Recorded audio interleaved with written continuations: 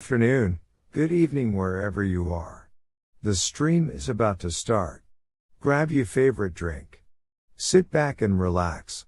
You're chilling with Hex Asians. With your host, Crypto Vince, Uncle Kevin Hex, and middle class working man.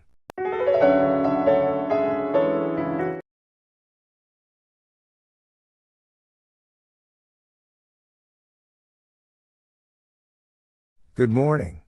Good afternoon, good evening wherever you are. The stream is about to start. Grab your favorite drink.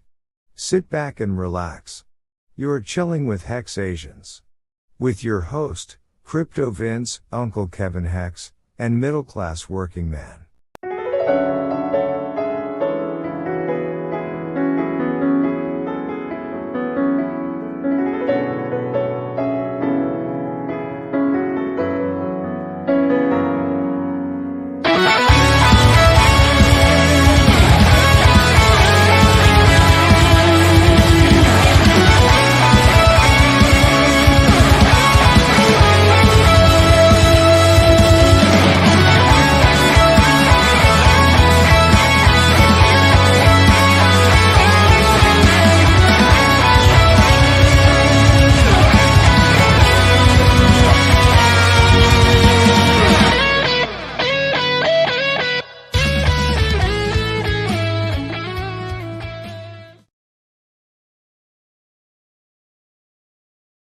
Hex Asians? Nice.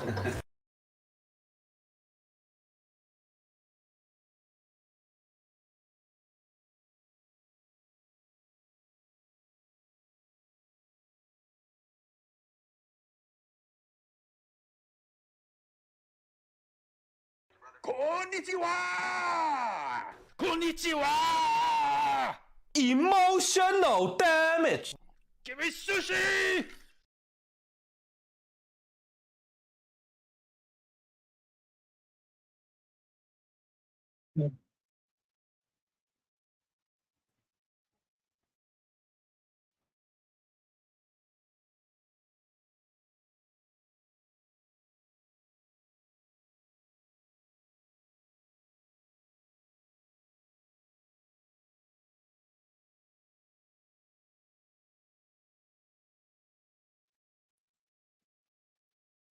Sorry for the mess up.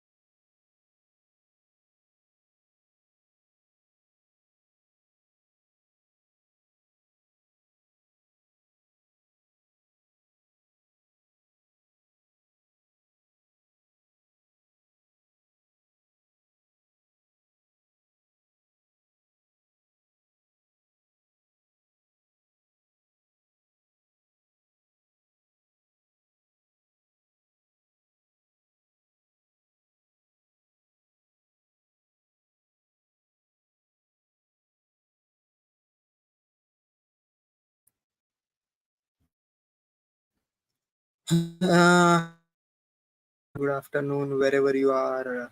Welcome to the Hex Asian show. Sorry for the technical glitches that happened earlier. I have no idea. There is something going on with StreamYard, I suppose. They did have a rather added a few more features involving AI in their support tab, but I don't know whether that caused the relay. Yes, of course, my bad internet is always the butt of the joke. But so let me see if I can sacrifice few hamsters to make sure that my internet is running smooth.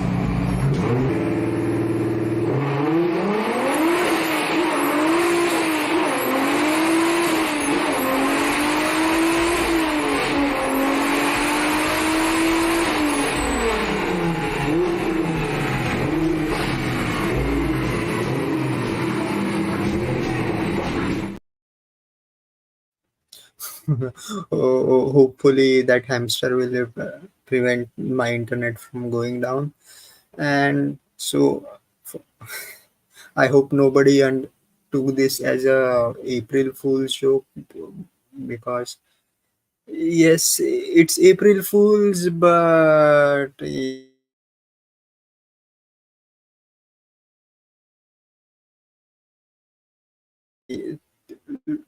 see, there is just too much pain in the charts. Now I know. Usually, I bring up the hex chart to show you some tea leaf reading, also known as technical analysis.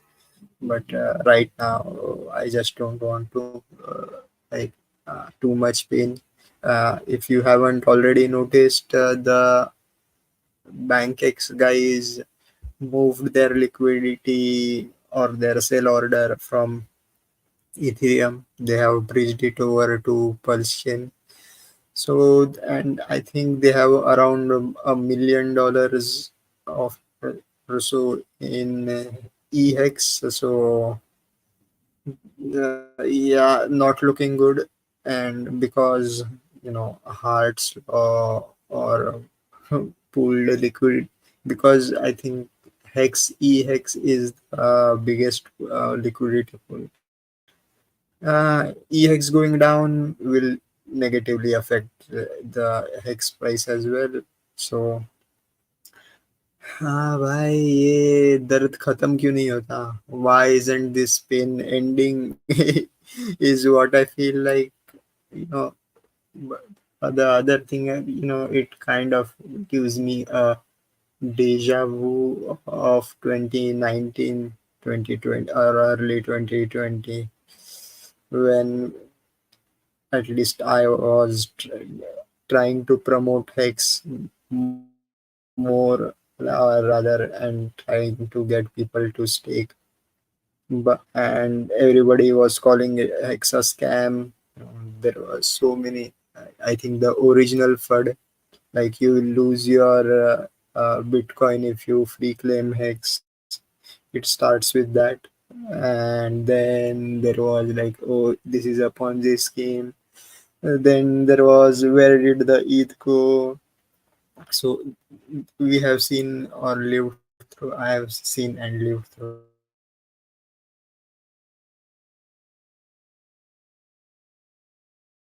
all of it. So whether or not I am right or wrong, but I hope this. I am still optimistic regarding Hex, especially because I think this month there will be the SEC lawsuit.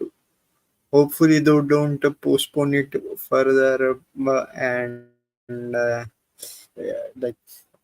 but I expect things going in favor of Hex and Pulsion rather in favor of Richard Hart. So we will see, like that will open up a huge market opportunity, because once that lawsuit is over, uh, it would be easier to get the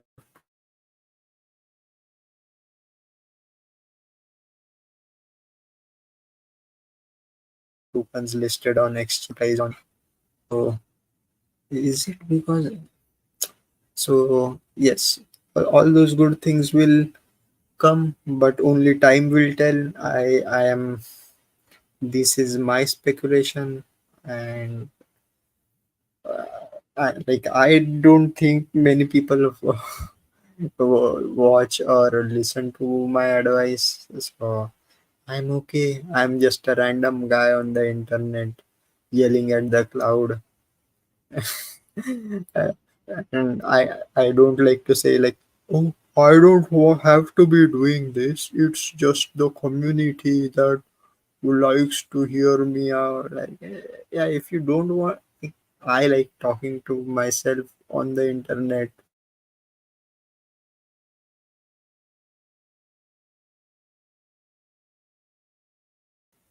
I'm going to saying it for anyone else.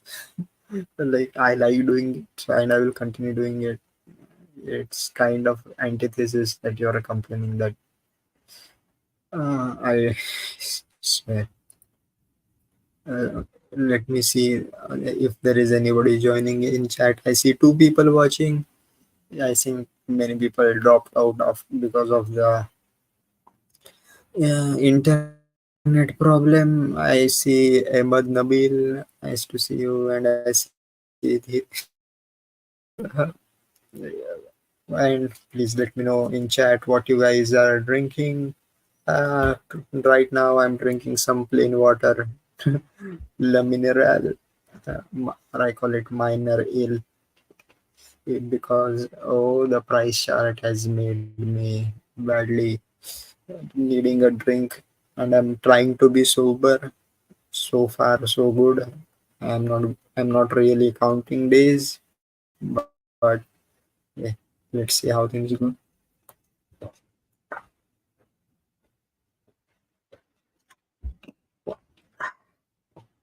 By the way, I hope this has discouraged or driven away people who are not interested in Hex or Pulse chain.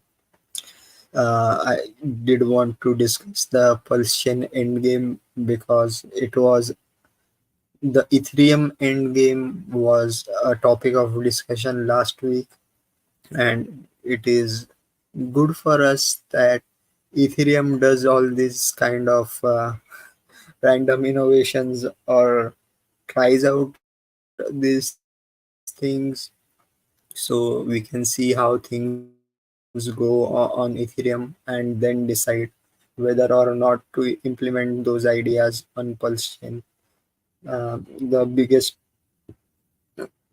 change that is being suggested is a change in the issuance of Ethereum, which is we on Pulse chain will have to consider maybe how many years has it been since Ethereum launched?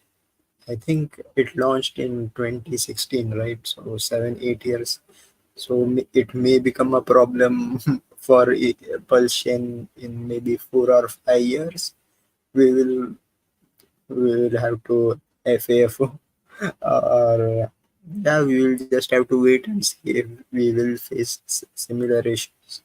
But so far, Pulse chain itself has been running flawlessly. There have been issues regarding the surrounding structures like the Explorer and the RPC, but Pulse chain itself has been doing well. The validators have been earning Pulse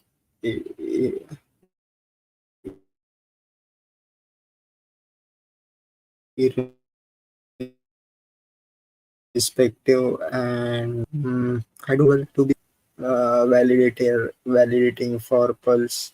When in the early days I tried out or looked at it, yes, farming on PulseX was much more profitable by than validating uh, Pulsechain. So I took that route, and I'm kind of okay, like with what I've earned in the farms. Um, but the biggest advantage of farming over validating is that there is no hardware cost. But that hardware cost isn't really a cost. It's it's a what you call write-off, because if you are registered as an LLC or a business, these are business costs, and the depreciation of the value of your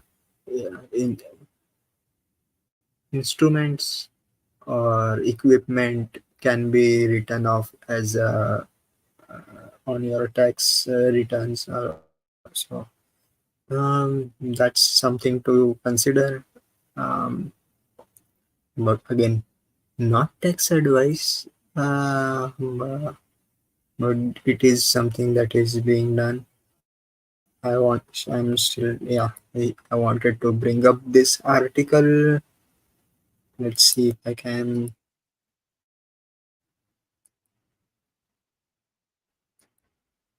So, this is the article that is in question.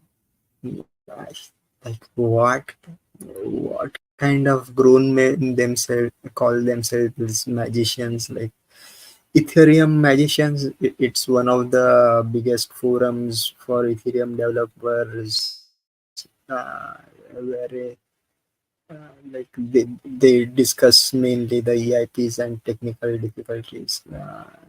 I highly suggest reading it yourselves, but it's kind of, see, like a good blockchain developer, I test test in production.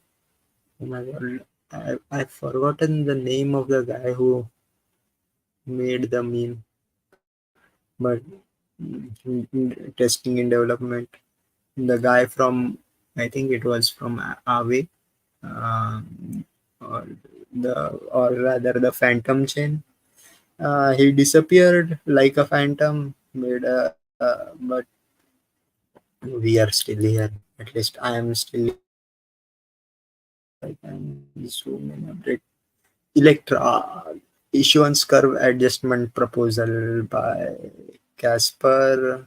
So this is again, this is regarding endgame staking economics.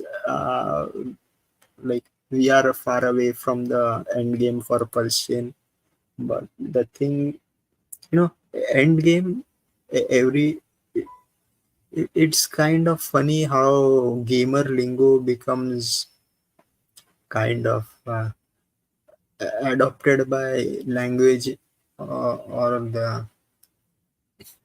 the technical term would be the zeitgeist in general. Like endgame, of course, it became popular because of the Avengers Endgame, but endgame is gamer lingo when you have kind of maxed out all the upgrades you can do on in the game, and then you are just looking for content to test out the maxi level equipment. So yeah, so you have maxed out your levels.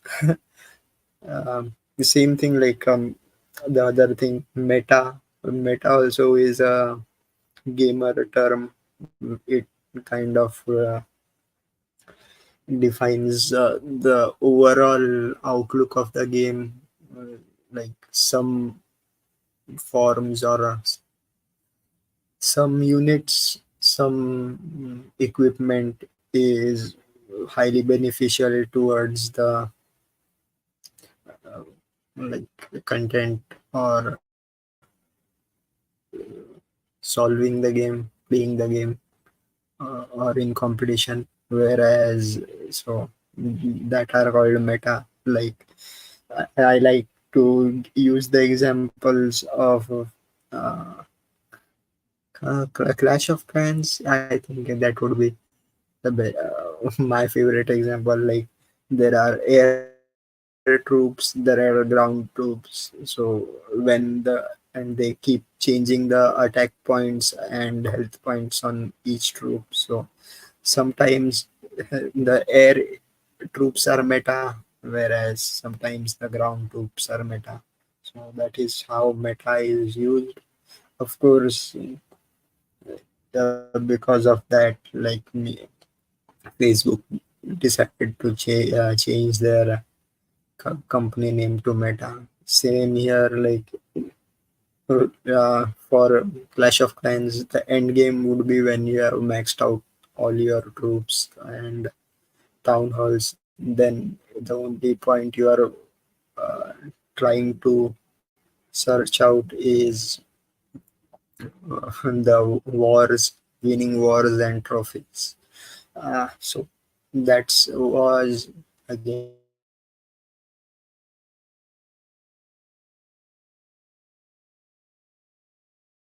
a tangent from this into consideration that they have used some things, uh, staking ratio, staking service provider, and liquid staking.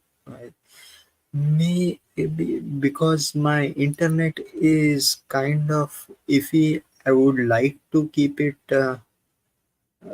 short, maybe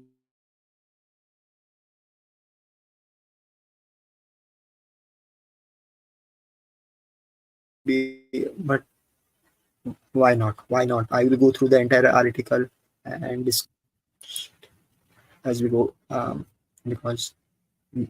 because I can, and plus the thing with YouTube, I've realized it likes live streams to be longer, videos to be shorter.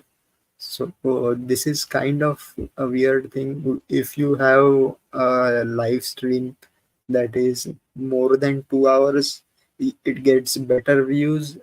Uh, Simple, like because it will shown in the live feed.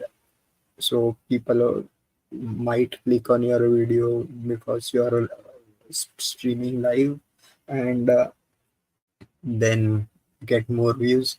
Whereas for videos, it has to be short, attention grabbing. So please, if you just uh, clicked on this video because you liked the thumbnail, or maybe just because you saw it live, just stay here a bit longer. I would find it nice. uh, Ahmad is saying sorry if I'm silent. I'm listening and teaching maths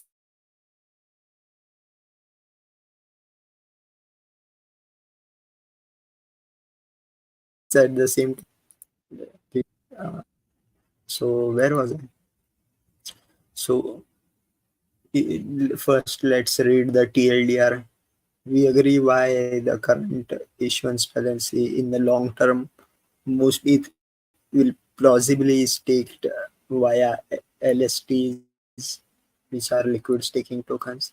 Again, big assumption, but we are going to like be aware there are huge assumptions being made here, and I will go through like why I find this kind of appalling.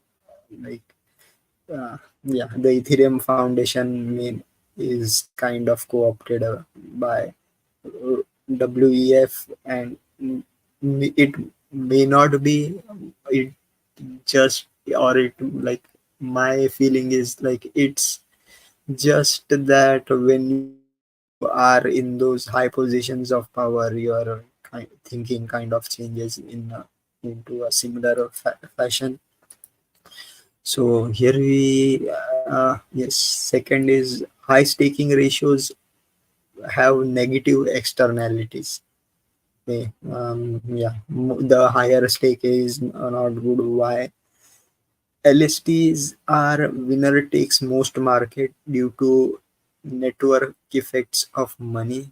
And these are things they have come up with out of thin air. This LST could replace ETH as a de facto money on Ethereum, but for true economic scale, the money on Ethereum should be maximally trustless raw ETH.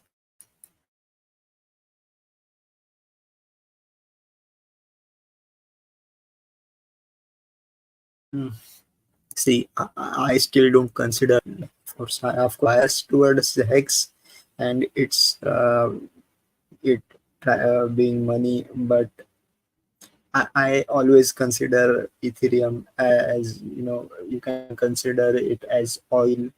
Like it is required to keep the economic engine running, but so you can nobody uses these. So Ethereum, I considered it as a commodity. It shouldn't be used as money. It should be used as should be akin to oil. You should only buy it when you need it, or maybe it should be traded like oil. Again, my so right off the bat, I've seen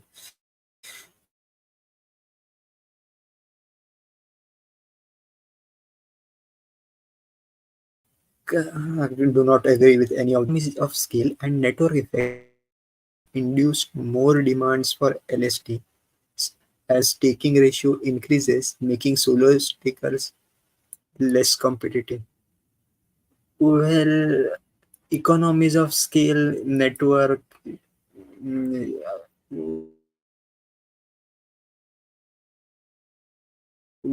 again, big assumptions, but solo staker to be in less competitive than uh, liquid staking providers. Just yeah, economies of scale. It's basic math, right? Like the more servers you have for staking, it's much easier to stake, keeping them running small.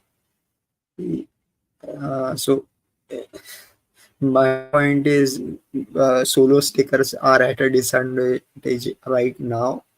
So that disadvantage, like I don't think would change as much, even if things become like liquid staking is adopted 100%, is what they are alluding to. We briefly introduced the endgame vision for staking economics and stake trading policy. However, we highlight remaining open questions which are not viable for Electra. Uh, okay, so they are again economic policies. I hate like economists as in general talking about things uh, in La La Land. We are going to so we thus suggest adjusting the issuance curve in Electra as per Anders' proposal. I'll have to go and see it later, but it is trivial to implement, but significantly reduces the incentive for new stake inflows and helps mitigate many of the issues outlined above. So we will go to Anders' proposal or later, but see the issues they have come up with. I already think they are non-issues, but let's see what more elaboration they have given. Uh, so first,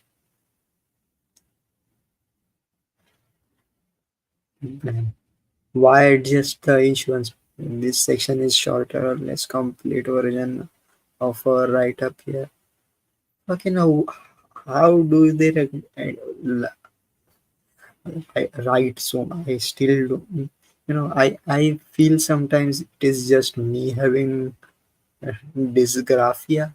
No, dysgraphia is akin to like the akin to dyslexia. Dyslexia is difficulty reading. Dysgraphia is difficulty writing. So I think I have difficulty writing because I see people writing huge posts, and I'm like, why do they write such big posts? Like, oh, can't you be concise? And here we can see people are can be concise. Then why make such long post in the first place? Crazy, crazy. But again, I didn't want to don't want to deviate from. Well, these deviations are going to occur occasionally, but going so first point, the current issuance policy makes it economically viable for all ETH to be staked. For low staking participation, a minimum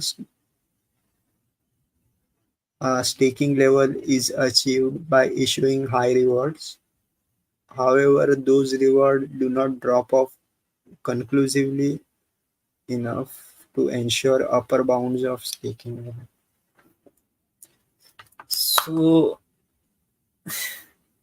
here itself, yes and no. Like all of it can be staked hypothetically, but it's not. All of it is not going to be staked. Why? Because Ethereum is still being traded on exchanges. Now, of course, it can be that on centralized exchanges, it can be like they can say that they are holding ETH while their ETH is being actually being staked, and you are just paper trading. But like most of the volume on Ethereum itself is DEX trading across multiple chains. So there is already liquidity in the form of wrapped ETH on multiple chains. So that is not going to move. So there, even though there is this possibility of all of ETH being staked, it can never be that all 100 ETH is 100% staked. And yeah, staking minimum participation, yes, high rewards can help uh, getting that minimum kind of staking level. Like so, when people, but the so even though the rewards don't drop off directly, but the greater the staking or the more participants that are involved in staking, the individual rewards become low or reduced indirectly. So I don't know why they are making this. Again, in terms of pulse chain, like how much of pulse chain should be staked? Sure, can we have 100% of pulse being staked? Uh, I don't think so. That is going to be happening because even though like still we don't have liquid staking protocols as of now, we I I think there was a project which is planning to bring liquid staking to pulse chain. I am not in favor of it. And I think that there is a kind of rebuttal to why liquid staking in general is not good. But moving forward, it is plausible most ETH will be staked in the long run via liquid staking tokens.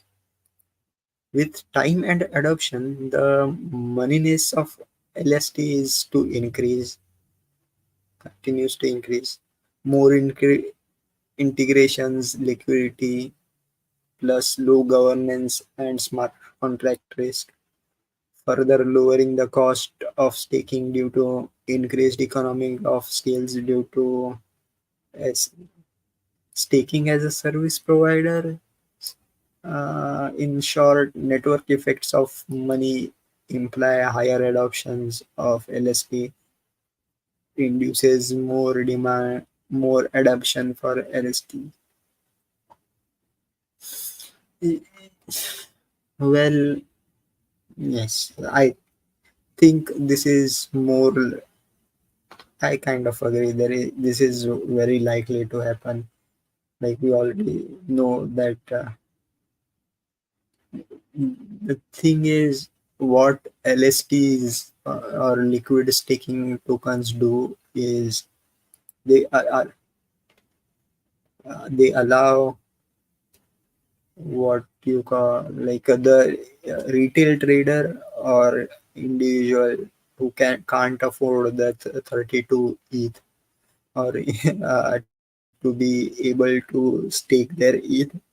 So if you want adoption, yes, it's going to be good for the small is in what you call ranking terms, shrimps to be able to stake their Ethereum. Uh, like, but for Pulse chain, like, yes, the thing is for uh, I would say a crypto normie or noob to be able to stake their Pulse chain even, or in this case Ethereum, like even though like 32 million Pulse chain isn't as much of a financially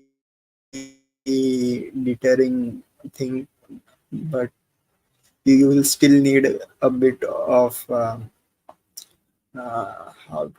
technical education to be able to stake those.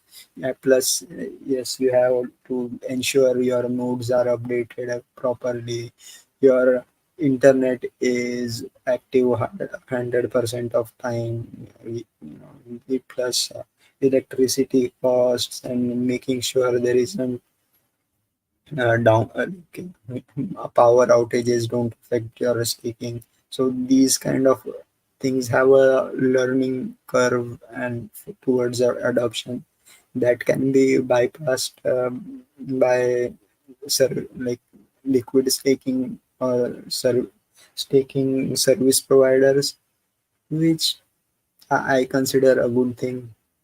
Let the professionals do their work. You can not everybody.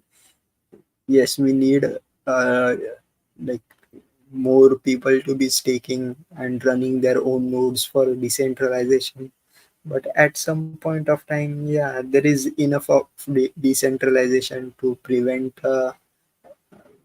denial of service attack or other form like 51% attack. So after that, liquid staking it will be great. So so they are a kind of again they are trying to make something which is a good thing bad, a bad thing, you know.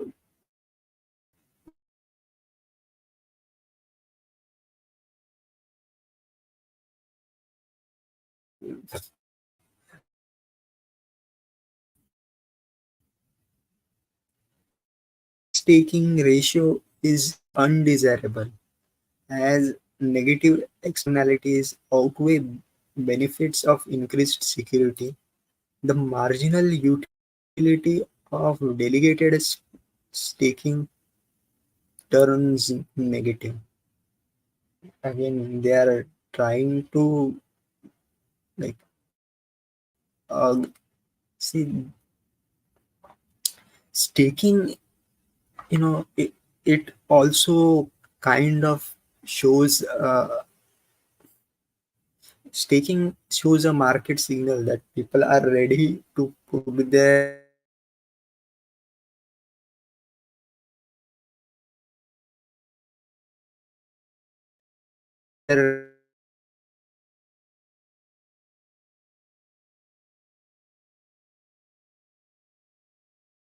high ratio is like a good market signal that you are staking something, that you are the asset that is being staked is worth taking the risk. So again, they are trying to change the narrative, like the negative externalities. I think they discuss what negative externalities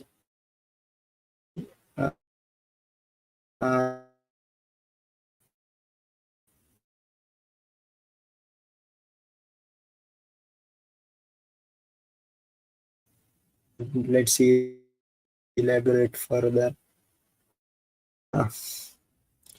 Liquid staking tokens come with added trust assumptions relative to ETH. Yes, that is always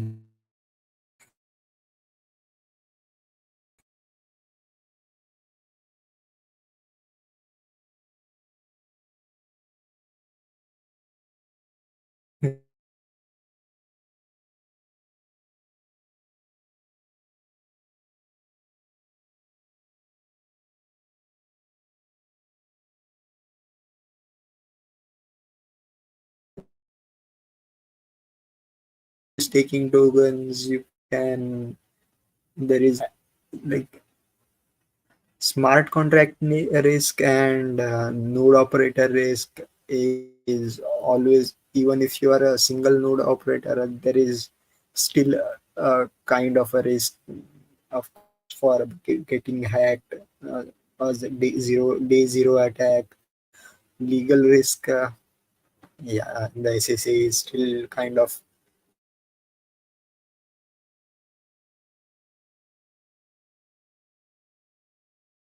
iffy, or they flip flop every time. Says I don't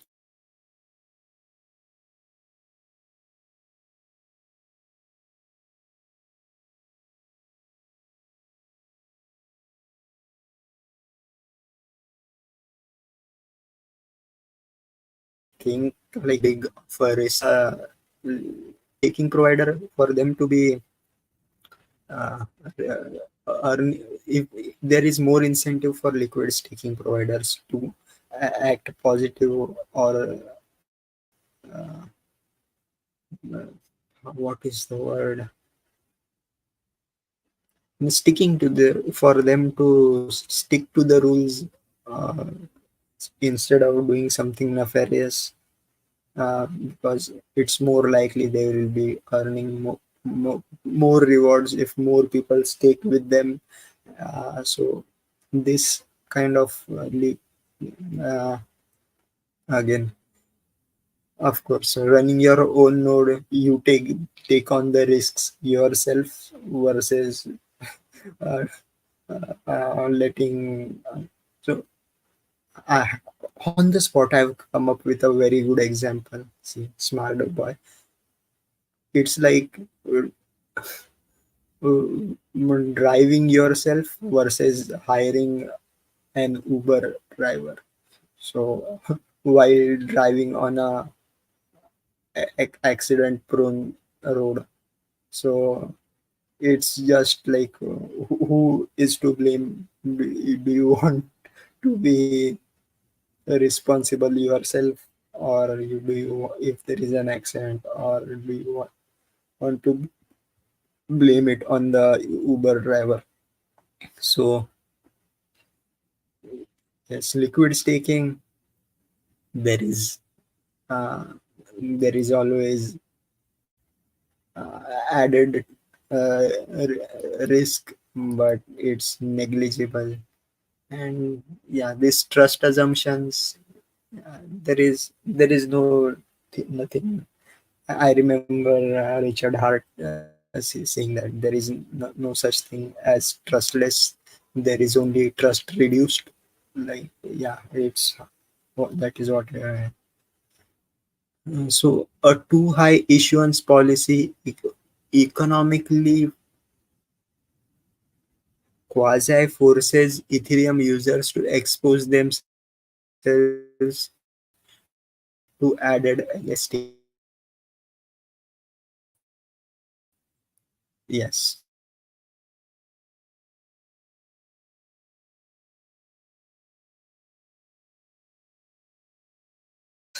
Simply using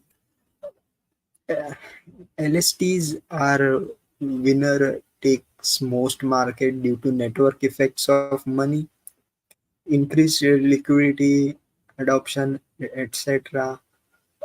All increase the demand for LSP.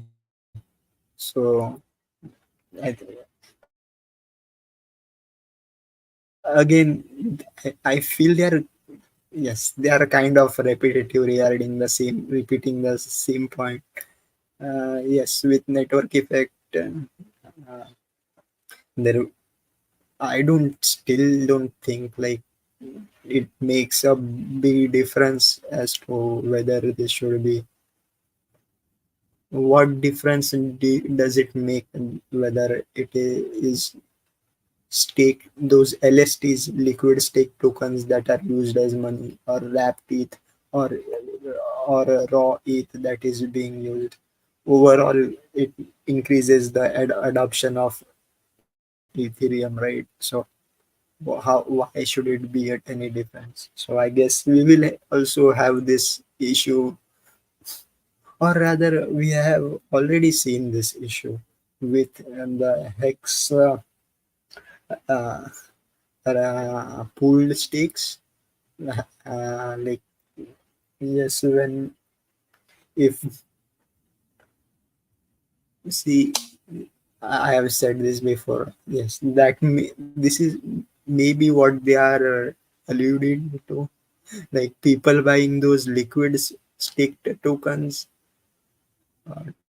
takes away economic energy or buy pressure from the raw ETH, even though like it's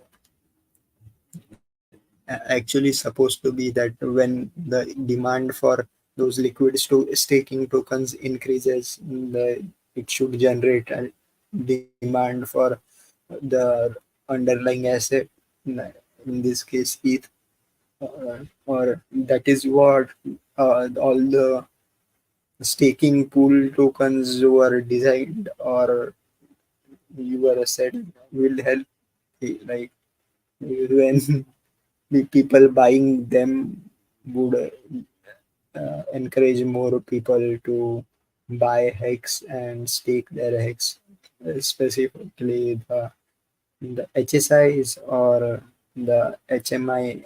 What they are, I think they are called HMI now, but on the secondary tokens, ICOSA, well, then that is what their narrative initially was. When there is increased demand for ICOSA, it will encourage people to buy a hex and stake a hex for, and generate more ICOSA, like sell their HSIs and generate more ICOSA to take advantage of the price rise. But we didn't see anything of that sort happen, so we don't know whether liquid staking will be uh, like winner takes most market, like all of crypto, all finance markets are the same. So this thing is, uh, increased demand, liquidity, adoption, etc. A mass slashing of the leading SSP might not be credible or considered too big to fail. This again is a assumption. Like, I don't, at least from what I have read so far, like there isn't a in mechanism to prevent any of the stakers on Ethereum to be to not be slashed. But yeah, and if there is like they themselves, slashing has been designed so that to put a check on all nefarious actors. So e- uh, there would need to be like a huge coalition of all the stakers and staking pools to I would say it would be akin to a hard fork where to prevent leading staking service providers to not be slashed, because the other service providers will make sure that the leading ones get slashed. So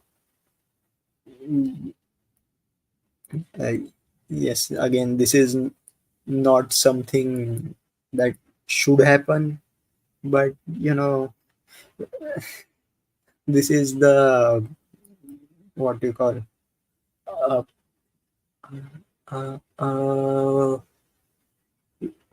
trope that is used by Bitcoin maximalists against Ethereum, like always, like, yeah, they can roll back the chain any time they want or hard fork it, and they already did it during the DAO hack, so they can do it again. Yes, that is one thing, but I think the term is mulligan, or oh, it was an oopsie. One mistake is acceptable. I don't at right now, the scale at which Ethereum is operating, I don't think it will be possible for any staking protocol to be too big to fail. That those governance measures have already been put in. So yes, again, the governance of such a dominant service provider would de facto become a part of the protocol without being accountable for Ethereum users. Again, this is a false dichotomy. Like, who are those service providers or governance providers? Won't they be Ethereum users? So why are they having a problem? So if it gets incorporated, or what you call, they have a soft power over the Ethereum on Ethereum itself, well, it's it is what it is. Maybe like in like crypto lingo, the market has spoken, so why should it be a problem? Ah, oh my god, it's almost an hour already. I'm planning to read this whole article, so you guys can, those who are watching, thank you for joining. I see Sibidu is he has already smashed the like. Thank you. And Parley for from far away. Good morning. Good evening from my end.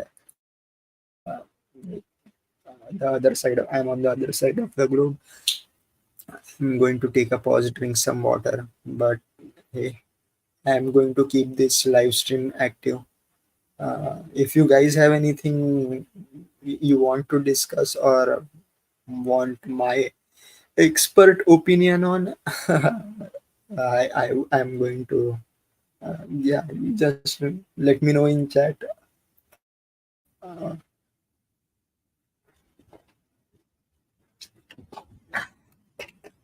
nice, nice.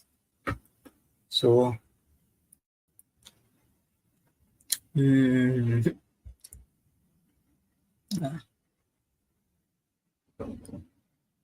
the willing LST could replace raw ETH as the de facto money of Ethereum. But for true economic scalability, the money of Ethereum should be maximally trustless. Again, if wishes were horses, pigs, beggars would ride it.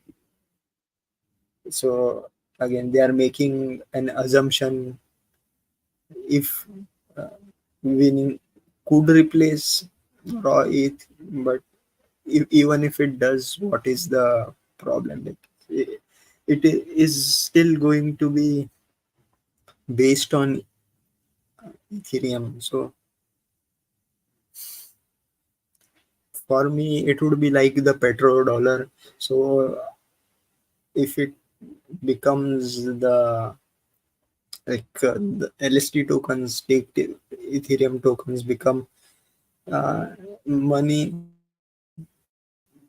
good for Ethereum. Like it will still be price positive for Ethereum. It shouldn't be considered as a negative thing.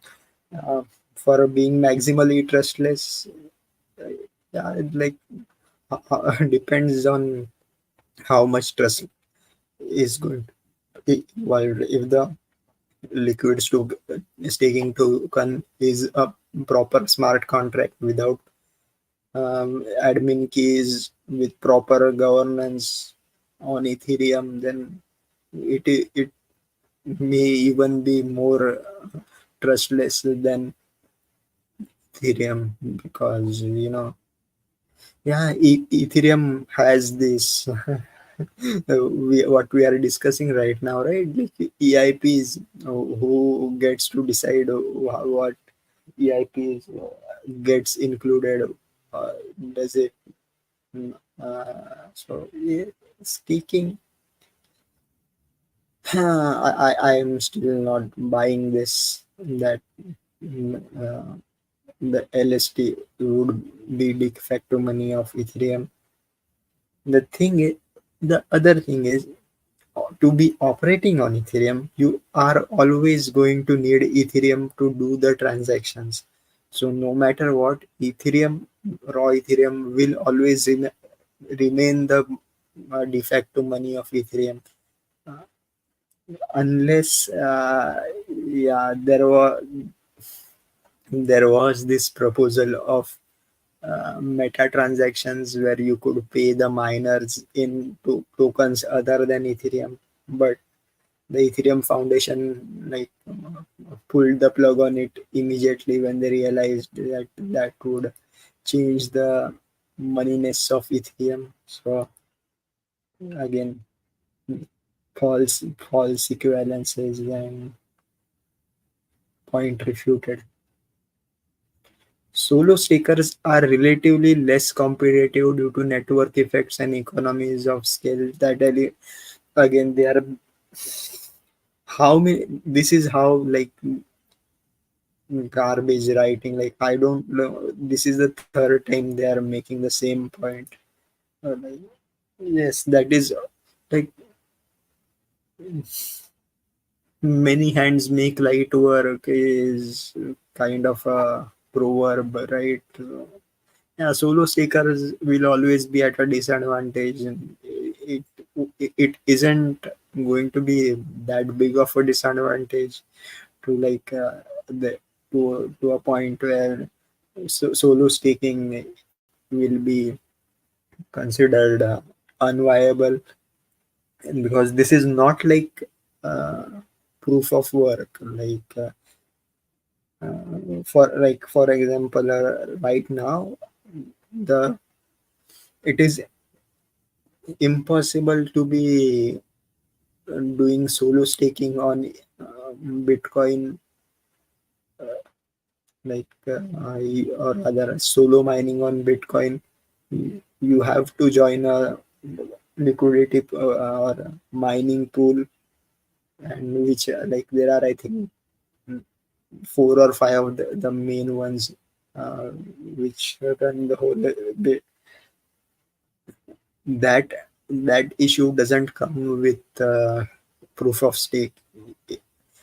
It is more based on randomness, not just your computing power. So even if you are a solo staker, there is going to be a chance that you will be included in the validating pool, and there is always going to be a chance that you get the rewards for staking, irrespective of how whether you are staking solo, you are running a single validator, uh, or multiple validators. It's just that when you are running multiple validators, the chance of one of those validators being in the validating pool is higher. So that is what gives the benefit.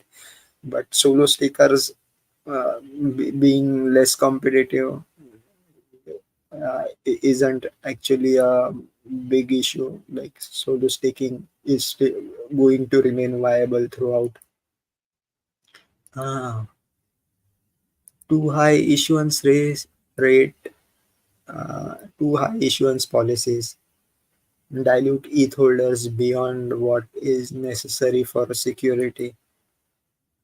We'll get to that, but see why I'm discussing again. I have to reiterate for those who joined in late. Yeah, this is something that is being discussed on Ethereum. We may see the same problem happening on Pulsechain maybe 6 years from now. So it's good to get these things sorted out now. Rather, watch what Ethereum is doing and decide what the direction we would like to take. Plus, in general, I wanted to discuss how economics is a made up subject. Economists just make up this stuff, and here they are literally trying to make something that is a good thing look like if it is a bad thing. So, uh, too high issuance rate dilutes Ethereum holders. It economically constrains Ethereum users to concern themselves with the complexity of staking to prevent dilution. Well, isn't it the case with everything? So, uh, when the see, so here I the thing is, if there is high issuance rate, uh, mm, please let me try to explain this in a simpler way. So basically, they are again alluding to what is the Cantillon effect. Now, I don't know if any French people are watching, because if I'm sh- I've been told that the Cantillon effect, the Cantillon word itself is French, so it is supposed to be pronounced Cantillon. I don't know whether if it is true, but I will continue to consider it that is the Cantillon effect, where the the people who are closest to the money printer get maximum benefit. So in case of Ethereum, it's going to be validators who are given ETH in mm, for as rewards. But so what will happen? What rather what happens is normal Ethereum users, as the supply of ETH increases, the validators or stakers earn more ETH, so they are unaffected by the inflationary effect of ETH, while Ethereum users,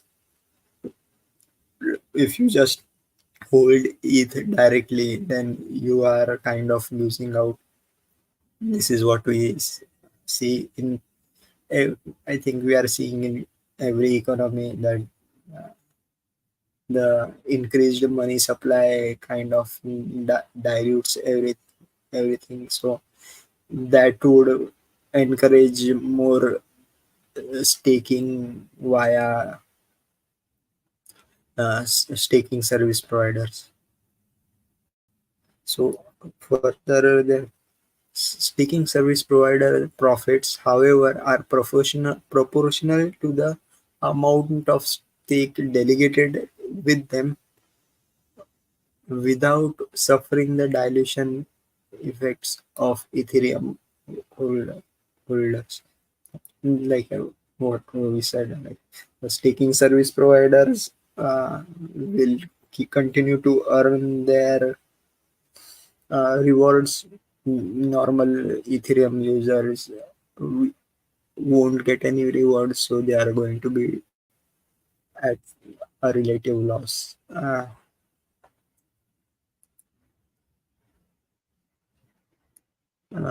Increased P2P networking load. Like I again, why should this be a problem? Like P2P network, it is like part of the game. Like you are supposed to be having more P2P transactions. How is it a bad thing? Real staking yields plausibly higher in long run equilibrium of lower issuance policies. This could be beneficial for all stakers, not assessment. Now, let me again read. Like I have said this, I have when you don't understand something that you have read and read ahead. Like a real staking I think by this that they mean, what they mean is the yield, uh, Ethereum yield versus the dilution or inflation, compared to inflation. So if you are if you are earning 2% Ethereum yield on your Ethereum, whereas the Ethereum inflation rate is 4%, then your real yield isn't going to be actual. I don't want to do the calculation, but it would be actually less than 2%. So the real yield with higher uh, issuance rate will be in the long run equilibrium of low issuance policy. This would benefit. So yes, so if the issuance of Ethereum is lower in the long term, the by the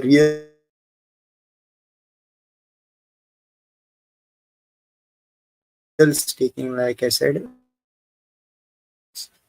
but doesn't like in the long run lower issuance.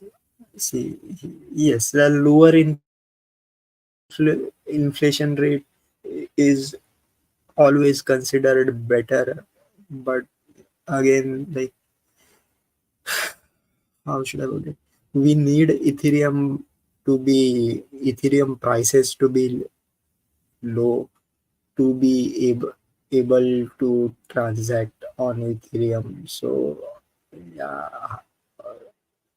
I don't really think that a lower this statement is,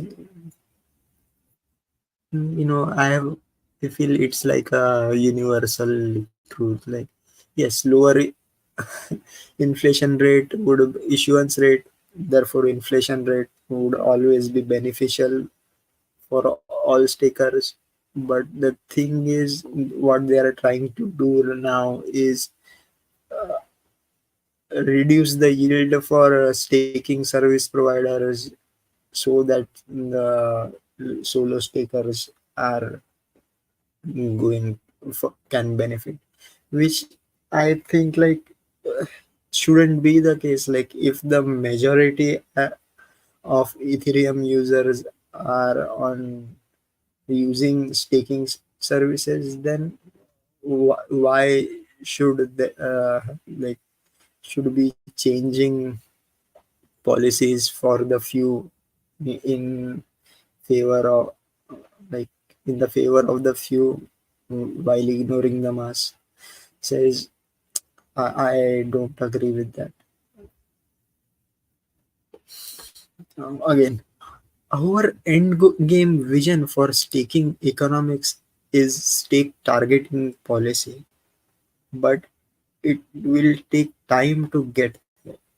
Targeting would entail moving to an issuance curve that economically guarantees the upper bound of staking participation, mitigating all the above concerns. See, so again, they are here.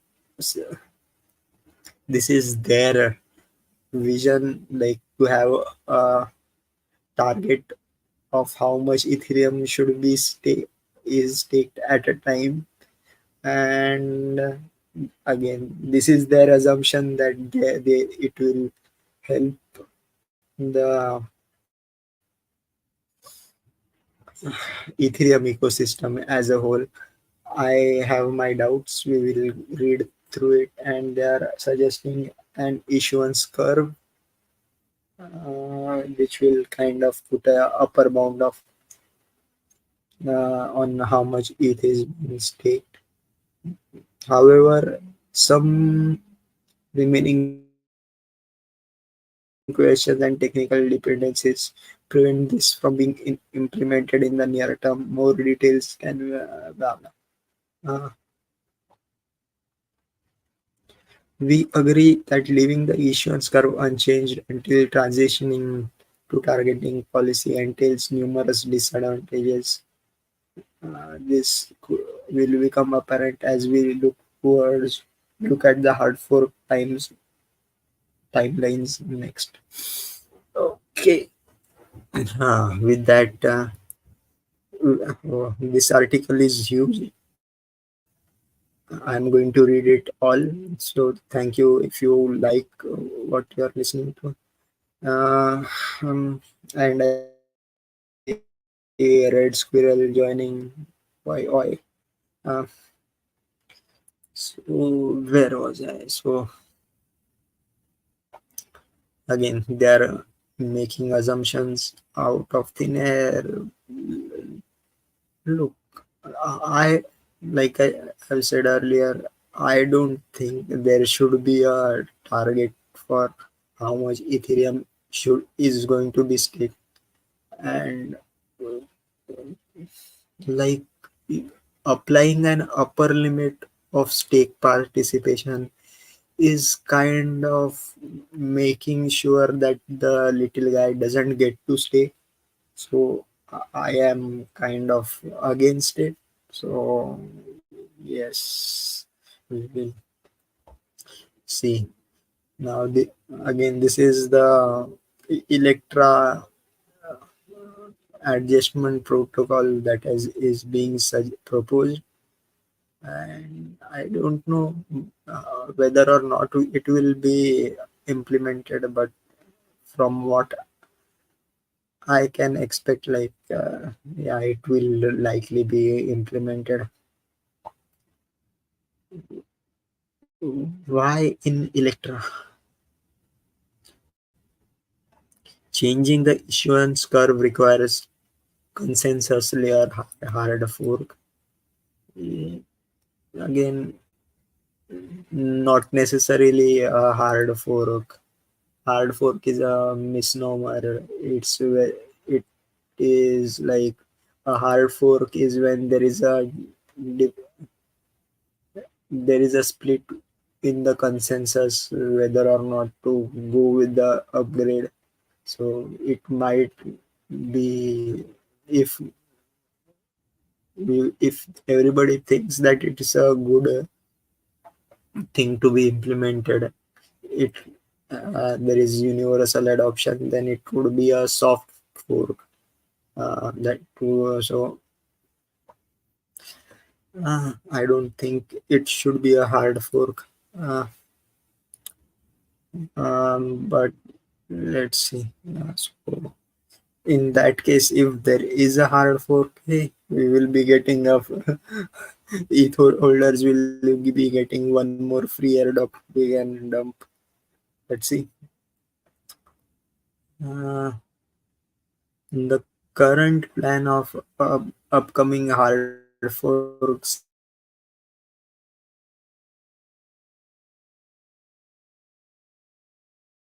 roughly, and this is a old article, old in the sense February. So the Cancun Denab, which was done together as the what was called Denkun fork, which enabled blob transactions, which is good for layer twos, and it has slightly reduced ETH gas fees overall, but still. The Prague slash Electra IP. This is when Osaka will be decided when Petra goes live. Petra, I think Prague, Electra. So does Ethereum will remain under current issuance policy for at least 12 months without changes included in Electra? It will be around 2 years. So I don't know whether um, so like the Denkun fork occurred about 3 weeks ago. So that next upgrade of Prague is supposed to happen in quarter 2. So within the next 3 months, I guess. So we don't know. We will come to know, or I will keep you guys updated when that thing happens. Thus, so for the next year or so, we won't see any changes in issuance. So that we argue that the lack of action for 2 years unnecessarily risks sliding regimen of high staking ratios. Stricter limit to deposit queue introduced in EIP 7514 that would allow the new inflow of greater than 40 million ETH over a span of 2 years, max 8 validators per epoch. This would be more than double the current validator set, with 60% of all ETH staked, which represents the worst case scenario. It is plausible to get close to those levels for reasons outlined above. Further, the fact that it could change is enough cause of concern in our opinion. Yeah, so they have already kind of limited how many ETH can be staked at a time in a single epoch.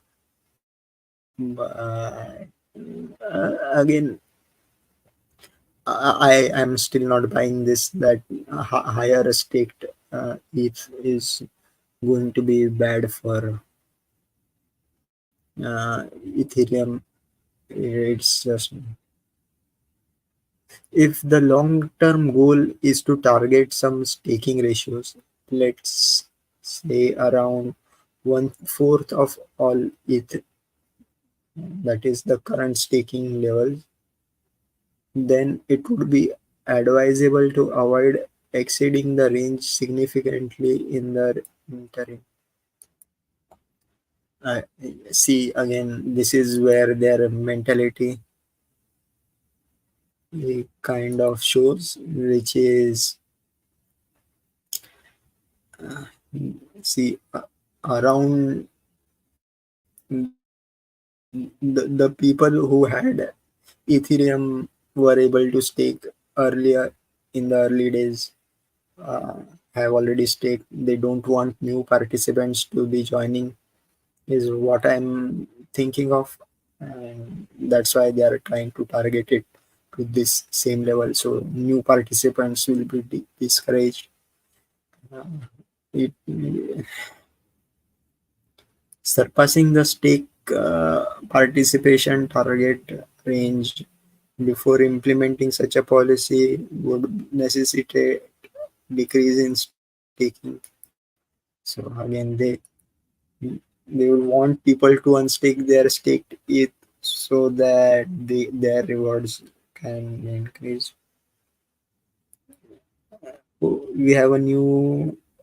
Uh, I am seeing this Sachin Chopal. I am seeing you in the chat for the first time. Nice to see you. Um, Uh,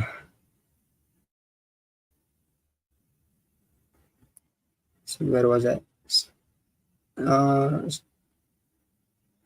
Even with gradual easing into the new curve, this would in practice entail a significant period during which stakers would insufficiently be compensated until excess they can exit. So yeah, more stakers, lesser reward for individual stakers. But the thing is, uh, like they forget to include one main thing in this discussion so far. What I've seen, that is the price of Ethereum. So uh, all those rewards, yeah, it maybe not be viable in terms of Ethereum, but maybe the higher the staking, higher the price. So it may be beneficial for all. So yes, I want to like I think so far my arguments have been sound enough to dismiss all of it, but let's just continue. Thus we see a thus we see a strong case for an adjustment of issuance policy in Electra. In the next section, we present the proposal for such an adjustment. In our view, satisfies the important design criteria.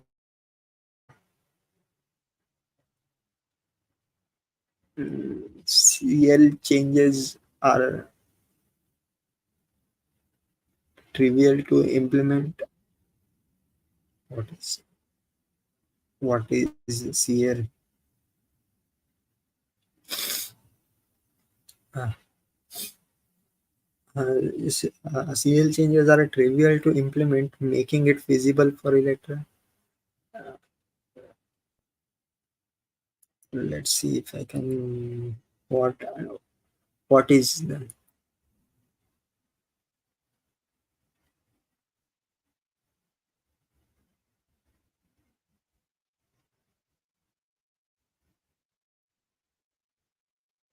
what is?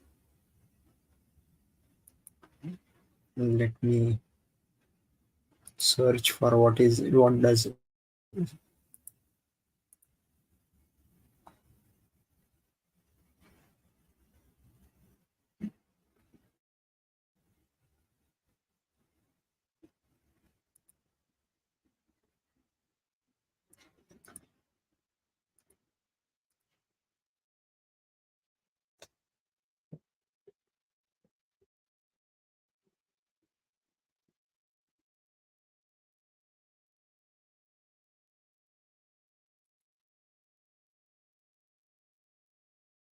Um,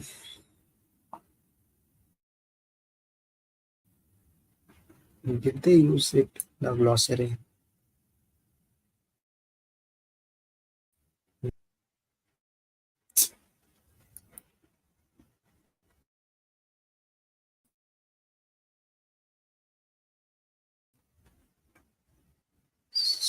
Yeah. Mm.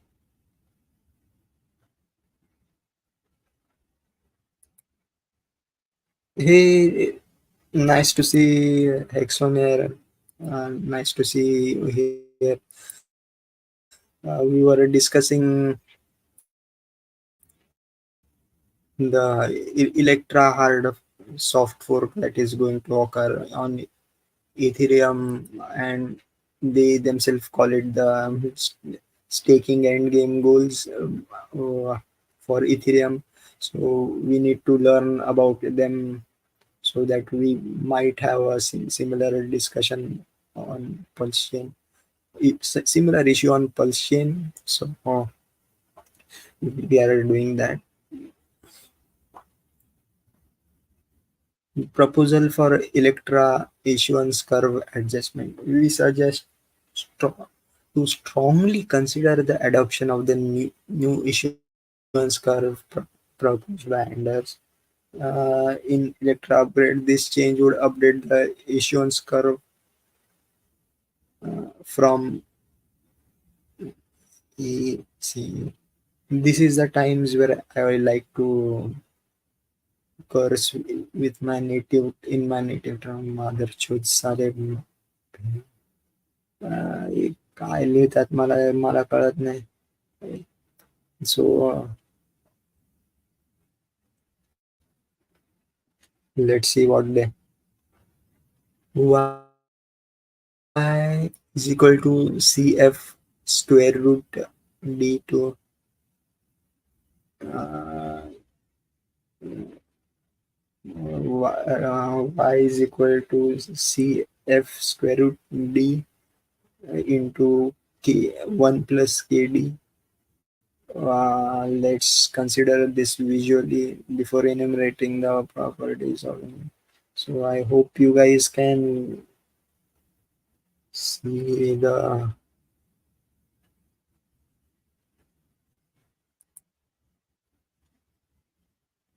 oops.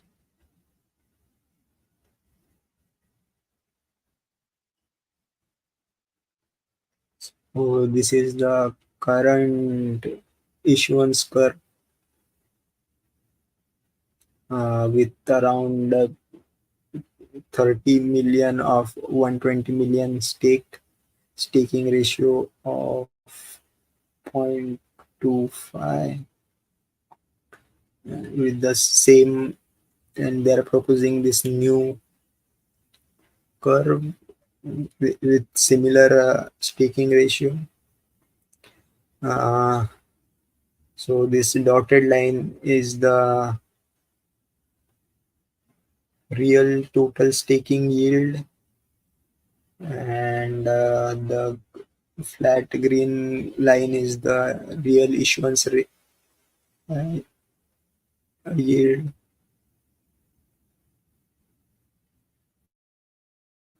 and the red issue line is the real Ethereum yield,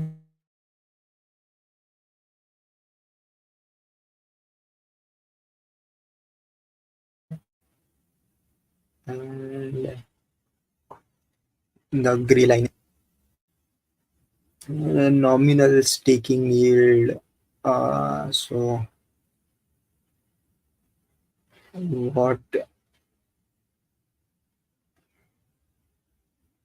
I see, giving the interpretation of this chart is so difficult. I have to. So according to them, the MEV yield, maximum expectable value yield, is the total staking yield minus the real issuance yield. Uh, and the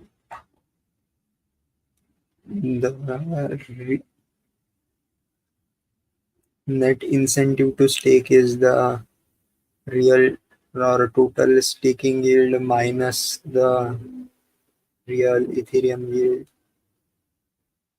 So what happened?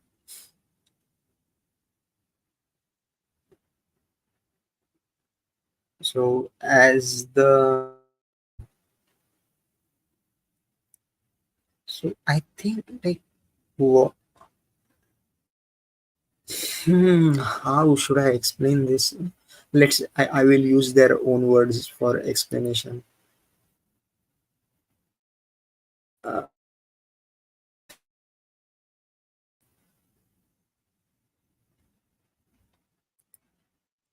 this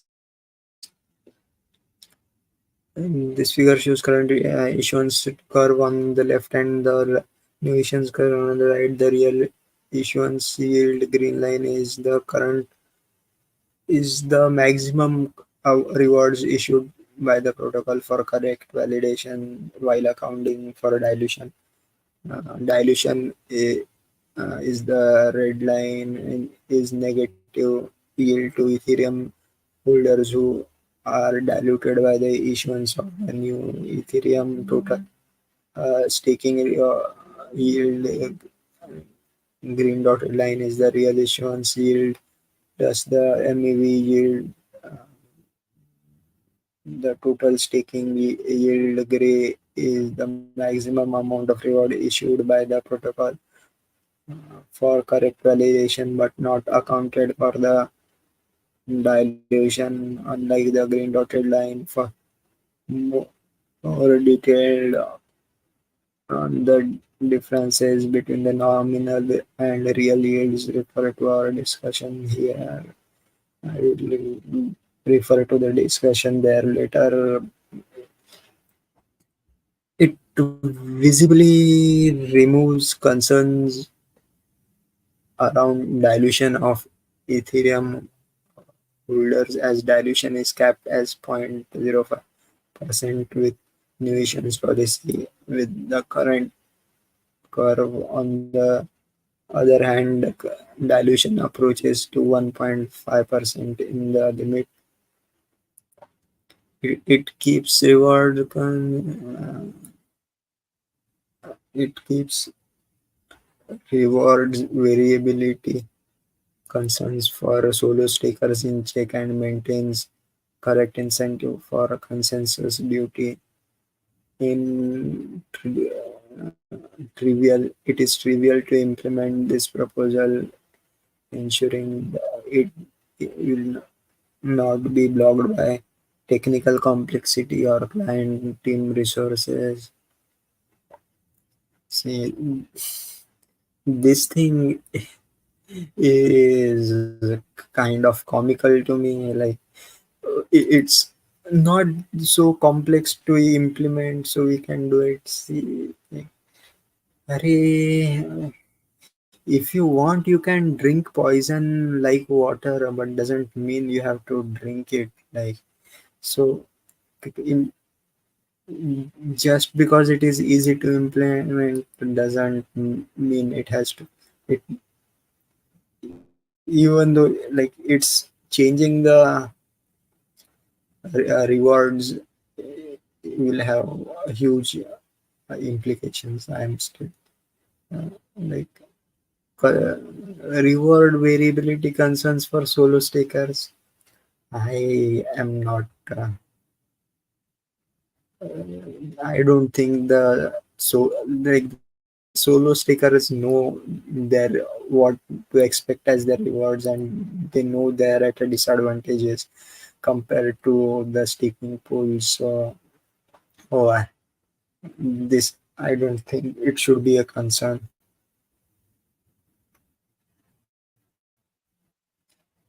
The new issuance does not economically guarantee an upper bound on stake participation, unlike targeting policy. However, it significantly reduces the net incentive to stake, thus reducing dilution. Again, like we have been discussing this for like almost 2 hours now. I don't think like net like reducing rewards or reducing the amount of stake people staking does not like reduce the dilution in general.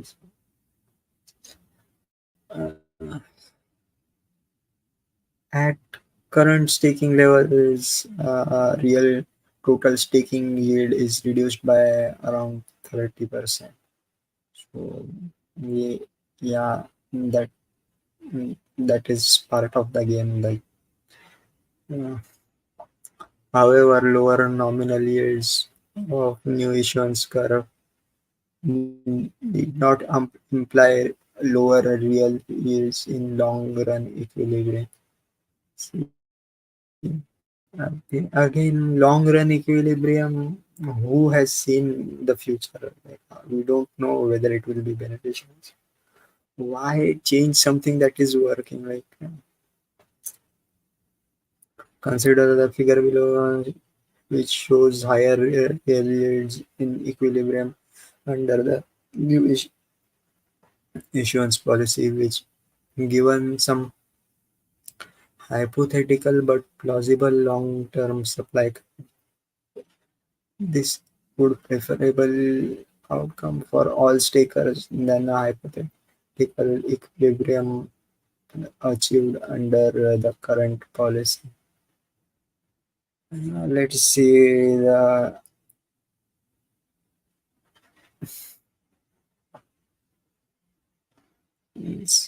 hypothetical long-term equilibrium or hypothetical supply curve. Long-term.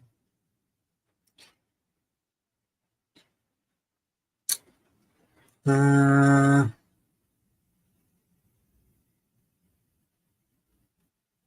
so their assumption is at the current issuance curve, the we will see an equilibrium or the, we will reach the maximum staking percentage at around 100 million ETH out of 120 million ETH being staked. That is around 5 by 6, I guess. So around 5 upon 6 percent wise is 500 divided by 6, around 80%, give or take, right? It around, let's say or simplicity. So at the current issuance rate, it would be around uh, 80%, and what they are trying to achieve is around 50 million ETH, which would be around 40%. So again, why? Hmm.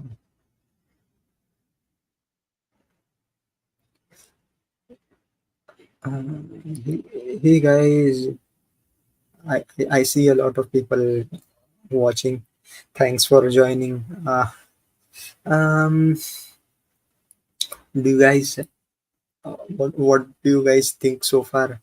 Say something in chat. It's kind of weird being alone. I don't want to be watching alone. Mm-mm.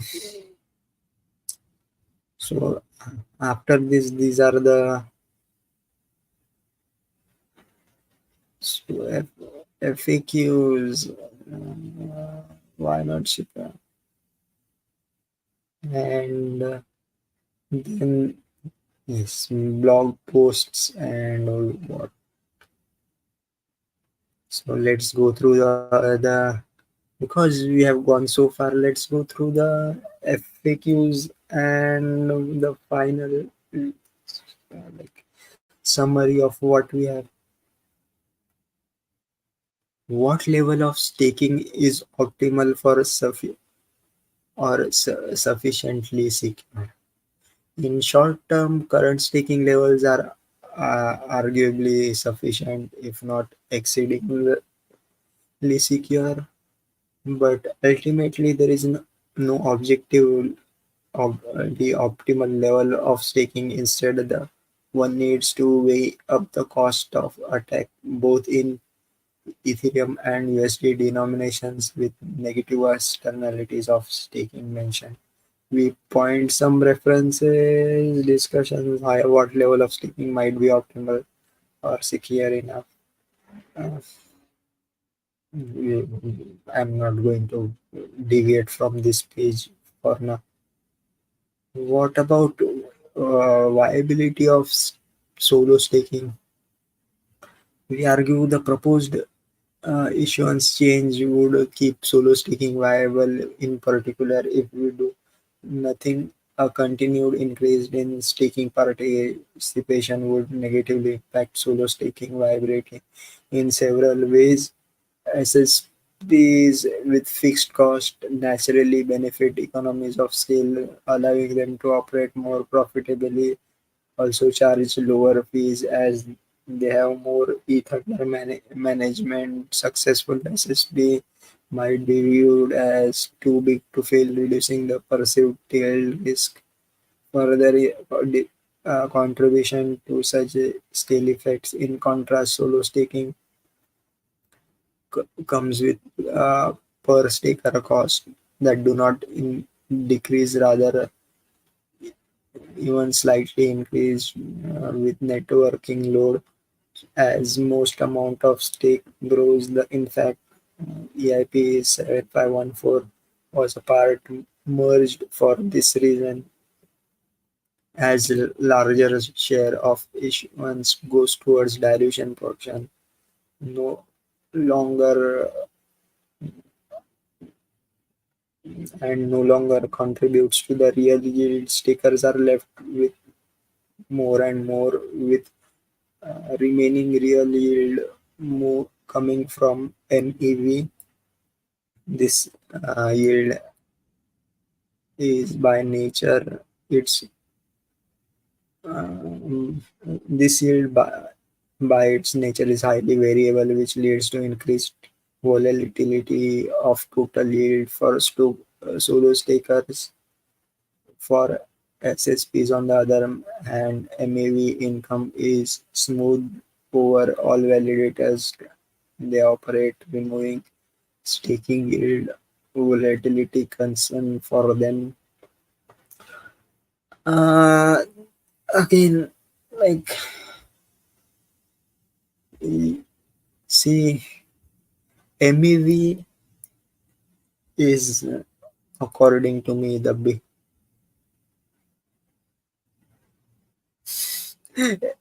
Ahmad is saying it's a bit too technical for me. I got lost. Yes, it's not really that technical. Yes, the curve part was, but I guess because you are multitasking, you might not have held on to what I'm saying. But it's really, no, at least I'm not finding it as technical. Uh, yes, crypto lingo I try to avoid, but at some points we have to continue with this. Um, so the thing with MEV is MEV should not continue. It exists at all, and there are already protocols on Ethereum that do it efficiently. Uh, he's saying he's a nurse, so too technical for me. See, I am a doctor by profession. It's just that I have interest in it, so maybe it's oh, okay, man. I get it. Not everybody. I I am sure you are not alone. This is, yes, a bit too technical for all of the people, but that is how these economists and financiers get away with things, because they hide their facts under their technical jargon. This is why I'm trying to do this stream, try to simplify stuff, at least so that I can understand, and maybe a few other people who I do know watch the stream on replay, hopefully on 2x speed. Always do that. We will able to be able to understand and spread the knowledge more effectively. But where was I? Yes, MEV should not be encouraged or should not exist. We already have like flashbot clients, which are like which mm, like MEV, or it was previously called minor extracted value. Now it is called maximum extractable value. Is when, there are three types of MEV: front running, backfilling, sandwich attacks. But sandwich attacks are the most concerning, where you are what to call it, um, buy or sell order is front run. Why? Because the validators can see the transaction in the mempool, uh, or so that they can choose to validate, instead of entering that transaction in the block, they add their own transaction ahead of it, so that you get a worse of deal. This is not supposed to happen on an open blockchain. My suggestion uh, would have been to implement the flashbot protocol. So that flashbot protocol, it kind of obfuscates or uh, hides the exact values of your transactions, so they cannot be front run. um, so a more anonymous transaction that should be made the default on Ethereum, uh, but implementing that is at the core level is a bit technically difficult, but not impossible. So this MEV MEV income should not exist. But it does. And like I said, this is the WEF mindset where they try to uh, extract value, or to use a technical or financial jargon, it is called rent seeking. That should not happen. So, and we have, like I have mentioned, this has been discussed so far. Like, like solo stakers aren't at a huge disadvantage than uh, staking protocols. So this is the word would be a non sequitur. Yes, so uh, let it be. Now the liquidity gap between solo staking and LSTs widens with increased adoption and moneyness of LSTs, but differently.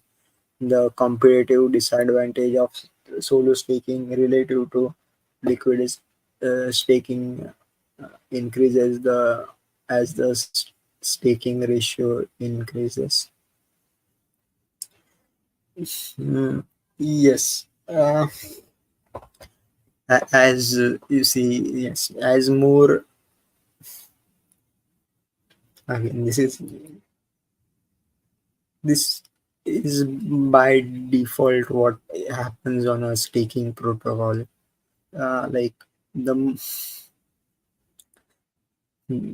in maybe in terms of X, we already know this. Like bigger pays better, so that applies to Ethereum staking as well. Like so, and that gap all increases much more when the stake more of the token is staked. Even in case of X, even in case of Ethereum, like the more Ethereum that is staked, the more the disadvantage is at, sorry, the solo staking will be relative to liquid staking protocol. But eh, that's the that's part of the game. Like no, the like the little guy will always be at a disadvantage. Uh, and we have discussed this. Like this thing they have come up with, moneyness, is again weird stuff. Like I mentioned, but yes, as like there when there as there is more liquid staking tokens available, and there is more liquidity. Yes, people will choose to transact with directly using liquid staking tokens. There is no harm in doing that. The only thing, as like we said earlier, uh, people, the new money would migrate, or the new economic energy, new buyers will buy liquid staking tokens instead of buying raw ETH directly, which will in overall harm the Ethereum price. But with the increase with increased even with increased demand for liquid staking tokens, it will indirectly increase the demand for Ethereum. So I don't think it's a fair judgment.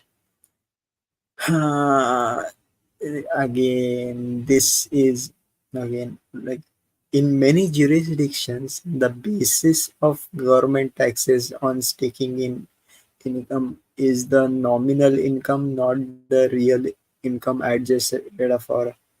dilution effects. So this, I suppose, is for in the USA. From now, again, I am not a tax advisor or a lawyer, not financial advice, etc. But in India, the basis of tax is going to be calculated in the rupee value to, or I suppose that should be the case even in the USA, that your tax taxes would be based on the dollar amount. I think Identity Block, his channel does a lot of like tax related stuff. So maybe you can ask him the in his chat. Maybe I will do it. Maybe next time he streams, just remind me to do so. I will put a reminder for myself. But yes, taxes on the staking income should be in dollar terms. And what I was saying was, in India, these airdrops or even staking rewards should be considered as rewards, not as income. So that tax structure is going to be completely different. You know, so a reward is considered as a gift. So I hope everybody has seen the movie Shawshank Redemption. So like, I think it's one of the most important highlight of the movie, where he suggests the jailer to mark his income as a reward from, or a gift from his wife. So it is something like that. Like these staking rewards are, can be, or should be considered as uh, gifts from the protocol. So that, how should that tax incentive be changed? Plus, like I said earlier, if you are running your own node, then the equipment, electricity, and internet bills are tax deductible, as so that should also be taken into consideration. So LSTs can be structured in a way to shield uh, stake shield holders from this effect, while solo stickers, this is usually not possible. Again, we said this earlier, right? Solo staking may have other different tax advantages. Plus, if you they are registered as an LLC, they can do other tax mitigation stuff. Not tax avoidance, but tax mitigation. Oops. I hope. Uh, uh, can you see the? Hear the ambulance going in the background? I don't know what's happening. Hmm. So that was. What is the TLDR of the staking participation targeting policy? Uh, Today the issues were, again, the whole, this is like repeating the whole thing again, but I will read it. uh, we are so in short, today the issuance yield does not ensure a limit on the amount that can be staked. LSTs have significantly changed the cost structure of any, making it possible that most ETH will be staked. Eventually, the we argue the end game staking policies should include a policy to keep the range around one fourth of all its stake intention to be enough, but avoid overpaying for security, thereby enabling uh, the said negative externalities. Again, when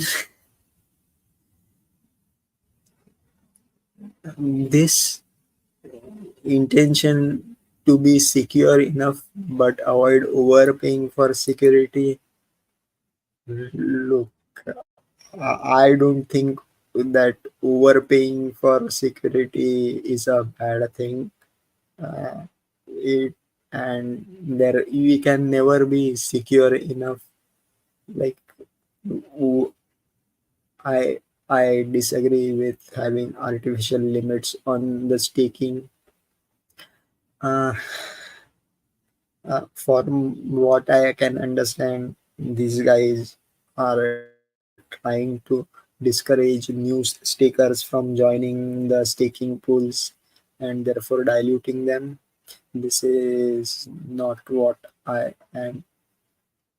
If you are each staker or even holding a liquid staking protocol, it's like it's overall a good. I I would really like to see the scenario where all or ETH is 100% stake. Of course, it won't be 100% stake. People will need Ethereum for uh, transactions, so that will. But let's say 99% stake. What how the dynamics will change will be something we should find out organically. Why should there be like I think like 99% of Ethereum staked would be excellent idea. I am not buying into this negative externalities stuff. And like always, like when they again, I'm saying this maybe for the fourth time, fifth time. This is I consider as WEF mentality. They will try to implement something bad, saying that it is for security reasons, and we have seen multiple instances of this in the like social distancing, the NSA, uh, KYC, AML laws. Nothing have all actually helped or changed anything. It's just that the little guys have been squashed. Uh, in particular, this approach is future proof and ensures sustainability with respect to changing supply of ETH. Again, these words kind of give me the WF vibe like sustainability. I don't buy that stuff. The easiest mechanism of achieving targeting issuance curve designed to go towards negative infinity beyond. Wait. The easiest mechanism for achieving targeting is an issuance curve designed to go towards negative infinity beyond some staking level, as in the figure. This practically guarantees stake participation will not go beyond some specific range. So, yeah. So basically, this is what they are proposing when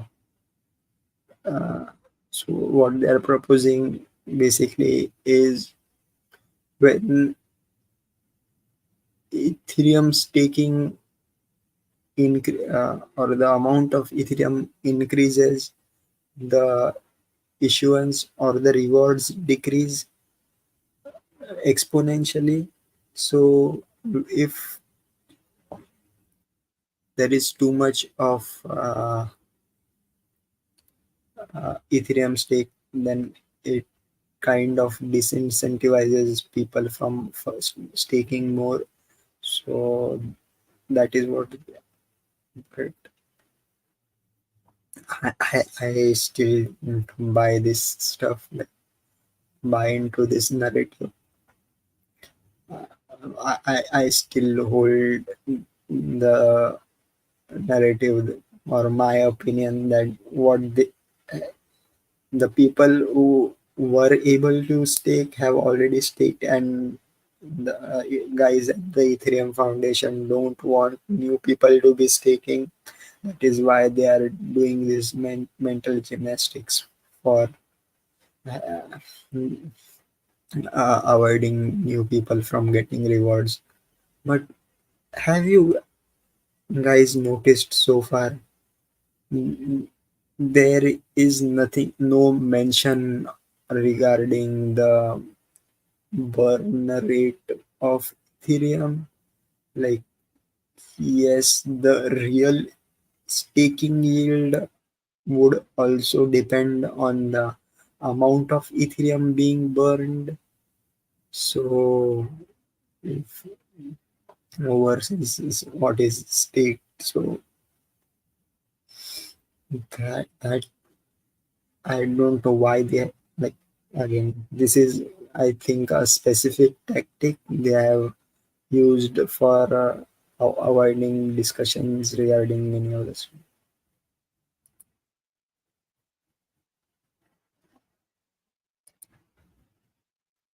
With so many ETH staking protocol, which is the best and the safest? I look, I think everything has its own risks. The biggest one is Lido. Mm, it does have its, like, the risks are different. Like, what should centralization risk versus smart contract risk. This is what the risks are. So I would still say Lido is the best in terms of staking, simply because it is sorry, bless me. uh yeah, Lido is the best. Second one would be Rocket Pool. It is slightly more decentralized. These are the two. I haven't really looked into any of the others, but with that being said, like, there are centralized exchanges which offer staking services, but whether those, I think Coinbase has already started doing that. I don't know the legality of all that stuff, but centralized exchanges, you have to like, the centralized exchanges risk of failure is completely different. So,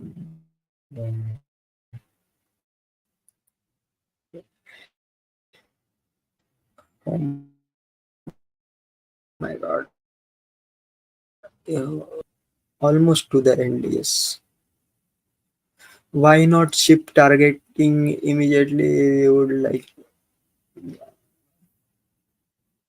so they are proposing staking targeting for the next Ethereum protocol, Electra. However, currently there is no mechanism to capture MEV in protocol, which means some validators taking pool fee logic would be required to ensure incentive compatibility. So they are saying that, see again, my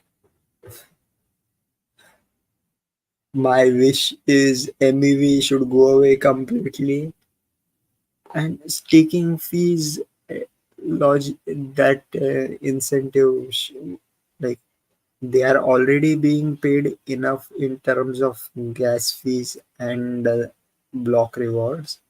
I don't think there should be even more, but I think like whatever the market price of dollar price of ETH should fluctuate enough to make up, or should for the valid validator rewards make the validating profitable.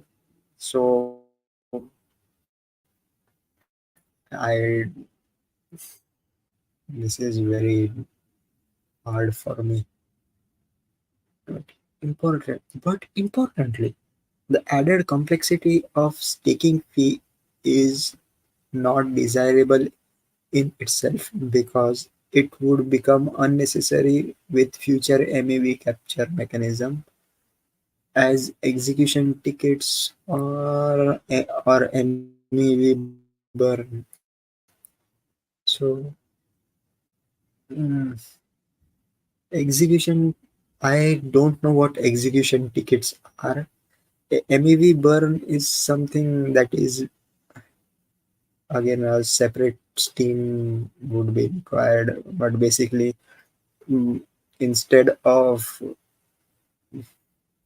the validators getting the MEV rewards, the MEV fee would capture would be burned, or it would be distributed to all the stakers equally, or validators equally for that epoch, is what is being proposed. But look, my proposal is get rid of MEV completely.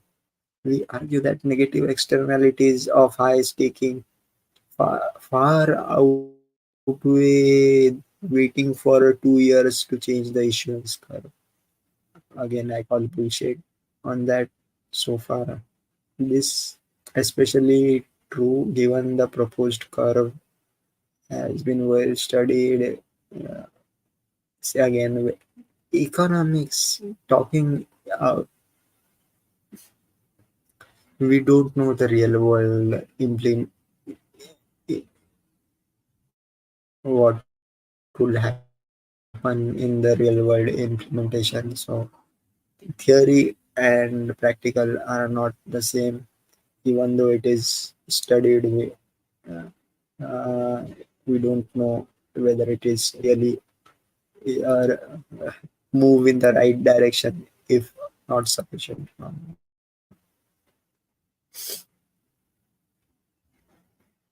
What about removing slashability of delegated state to make LSTs more trustless? How, I don't know whether it will make them more trustless. More in the separation of labor and capital could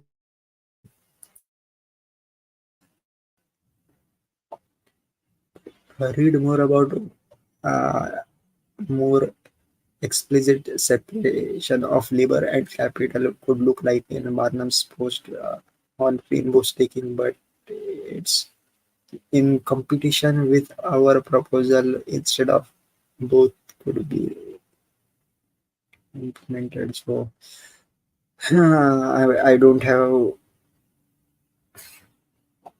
again, going to move forward. We don't have, I'm running out of social energy. I think my voice is beginning to crack. Let me drink a little water. We are nearly at the end. Do you have any comments? Any other guys listening?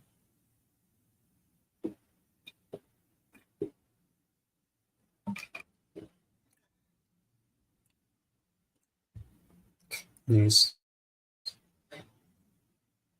Where was While reducing trust assumptions for LSTs, it does not mitigate all concerns.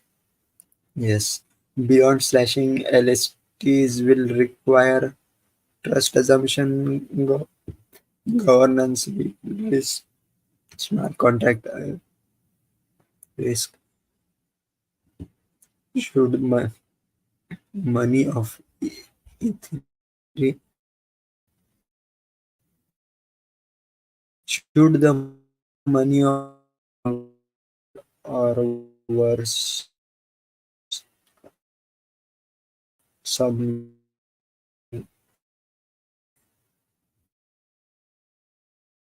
CE, but of course this is a summary of it.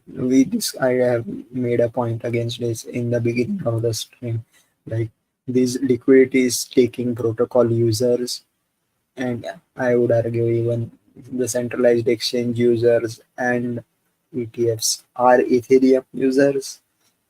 Even if if you want to consider them as a second tier citizens, why not? Like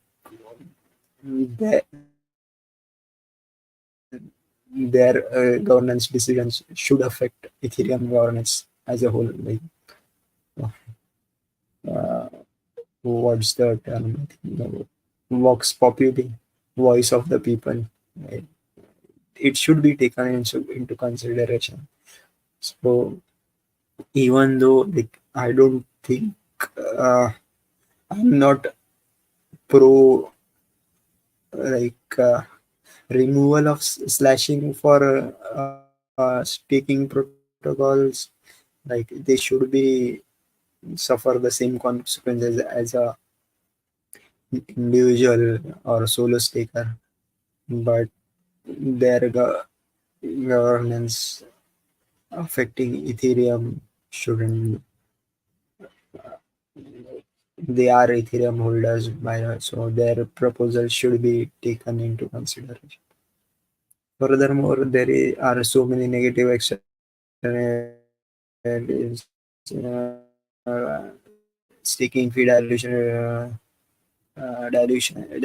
builders, solo stakers, relative increased network load, Ethereum having concerns themselves with complexity of staking if unwilling to make trust assumptions. I have to read again.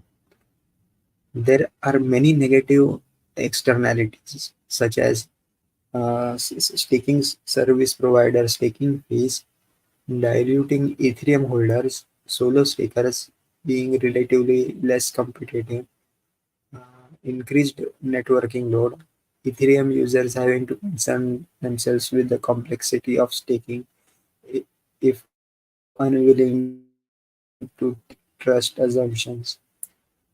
So these are the negative externalities. To summarize, even without slashability, uh, LST is intermediated by some entity or protocol with certain trust assumptions and trade-offs. Instead, raw ETH is maximally trusted. So this is what this guy Ahmed is saying. My brain is fibrillating. English. Sorry, my at this point of time, even my brain is starting to hurt. So long English. Uh, by the way, I just saw a video like on YouTube. There is this what do you call it, streamer, Japanese streamer, Eagle. Like, yeah, my English no understand chat. English no understand long English. This I am having this thing like I, I myself may have to read or listen to this whole stream again to maybe understand it completely. But at the end of the day, or the TLDR, or too too long didn't watch of this video, would be that the Ethereum Foundation has realized that as more stakers join the staking pools, they are getting diluted. So they are proposing to make the ETH block rewards reduce when the Ethereum staking percentage increases, and therefore it will make new Ethereum stakers less likely to stake. It will make, in theory, solo staking Ethereum more viable, but it won't take away the advantage of pool staking. So all of this I consider a farce. Um, but sadly, I think it will, at the end of the day, be implemented on Ethereum. And if it actually see, turns out to be price positive for Ethereum, then we may implement it on Pulse chain. Right now, we aren't having this problem because there aren't any liquid staking protocols on Pulse chain.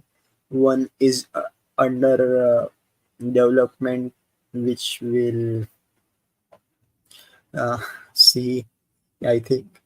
Oh, I forgot to mention that I've been invited to speak on the Pulse Chain conference. I I haven't filled out the form yet. I will later tonight. So hope to see you there, and you will hear more protocols being launched on Pulse Chain. More rug pulls on your way. Ah, but this is something. That is why Hex taking is so simple. It is so like so self-balancing. Like the and like more stickers. If there are fewer stickers, Hex rewards increase for the stickers, encouraging more people to stake. Even if if more people stake, there is uh, reduced liquidity, therefore better price action. But again, all of this is theory. Real world is when the shit hits the fan. Anyways, so the even though I have titled the stream the Pulse Chain and Endgame, what we have discussed is the Ethereum Endgame. But by the way, this even isn't even the start of things, uh, because it Vitalik has just posted about the next phase of the Ethereum upgrade, which is the purge. I haven't read it. I will discuss it on the next live stream. Uh, and as far I again, I don't want to be looking at the hex price chart. It only hurts. But hopefully this will be over after the lawsuit has finished. Oh my god, I've been talking for 2.5 hours. See, I do have the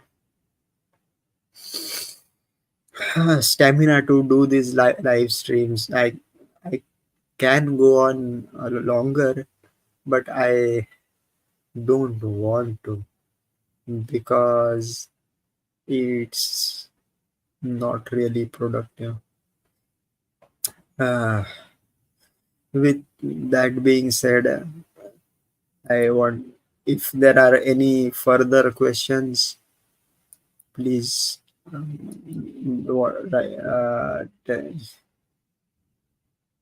please say something in chat. Otherwise, forever hold your silence. Uh, I will see you guys next week. I will hopefully at the same time. Next week is going to be a special stream because it will be the Indian New Year, Gudi Padwa, or to be exact, the Maharashtrian New Year, which I celebrate. So if you guys uh, were not able to stick to your New Year's resolution, here is one more opportunity to restart your resolution or have a new resolution. That is about it. I'm trying to search for outro. Okay, guys. See you guys next week. Bye bye.